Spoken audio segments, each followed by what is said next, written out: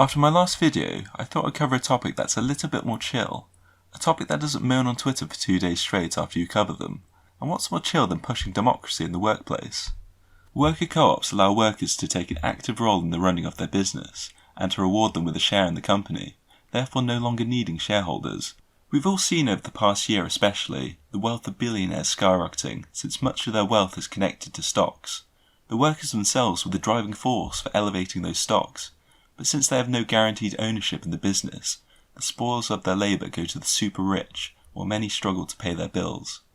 Worker co-ops allow workers to nominate their managers. Think about how subtle and yet revolutionary a thing this is. In a normal company structure, managers are often people who have gained their position by looking good on paper.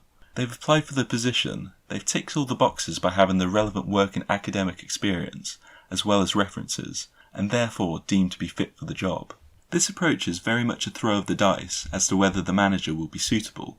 Sometimes it works, but often it doesn't. Furthermore, this approach elevates the manager above their peers, and therefore they have no pressure to serve the needs of the people below them, and instead they feel the pressure from executives to squeeze their workers of every ounce of productivity to appease the shareholders. The next line is really cheesy, but I'm going to keep it in anyway. The managers within worker co-ops are effectively the people's champions. They've been elevated to that position because they are the best and the brightest within their peer group, and workers feel like they have their best interest at heart. The managers are further incentivized to look out for their workers, because the workers determine whether they are dismissed or not. This dynamic aids collaboration, since there are then real consequences for screwing over your workers. You might say this sounds quite stressful for managers, but I would say the closer relationship that would be formed with workers would alleviate the situation. Also, the price of failure as a manager is fairly low. In a traditional company structure, demotion is something to be dreaded, and job satisfaction as well as salary would likely drop massively. In a worker co-op, you know you'll be replaced by someone who's looking out for you. You'll still have a voice, and can work your way back up by proving your worth to your colleagues. There are many worker co-op success stories, the largest being the Spanish Mondragon Corporation that employs 80,000 people and includes hundreds of companies in vastly varying sectors. Even with such an expansive operation, the employees are paid fairly, with the ratio between the highest paid and the lowest paid workers in each company ranging from 3:1 to 9:1, with the average being 5:1. The managers within these companies earn considerably less compared to similar jobs within the sector, since many companies have executives that earn hundreds of times more than the lowest paid worker. However, the lowest paid workers within the Mondragon Corporation earn 13% more than in similar jobs, and that's on top of their dividend from ownership. As well as fairer wages, workers have the opportunity to democratically vote on working hours and conditions. This is another subtle yet revolutionary difference with worker co-ops. Conventional companies dictate your working hours and conditions. You might gain a little bit more flexibility as you move up in a company, and you would have bargaining power if you were part of a union, but apart from that, you rely on government legislation and the benevolence of your bosses, which is a bit of an awkward place to be. Not only do worker co-ops allow their workers to make important decisions, they also allow consumers to make a choice on what products they buy. They can choose to support a company that exploits low-wage labour, or a worker co-op, in a similar way that you can support fair trade products. This all sounds great, but why are worker co-ops so rare? The most obvious is that entrepreneurs don't have the knowledge surrounding worker co-ops and blindly adopt conventional models. However, the larger and more insidious reason is to do with wealth distribution. To found a worker co-op, a group of people must invest a similar amount of money. However, with so many people working paycheck to paycheck, there are becoming fewer and fewer people who have the ability to take part in such a venture. Then, if you add on top of that, this group of people will also need to have a joint vision, have complementary skills, and be willing to represent the ethos of a worker co-op. With that considered, it significantly reduces the possibility of worker co-ops being founded. Also, a wealthy individual or corporation would see no need to give up control by collaborating with others, because their goal is to maximise profit, and since labour exploitation is still allowed, they can go ahead and do that. However, there's a cost to maximising profit. Apart from perpetuating wealth inequality, it also makes companies less stable, since they'll take more risks by adopting more aggressive growth strategies.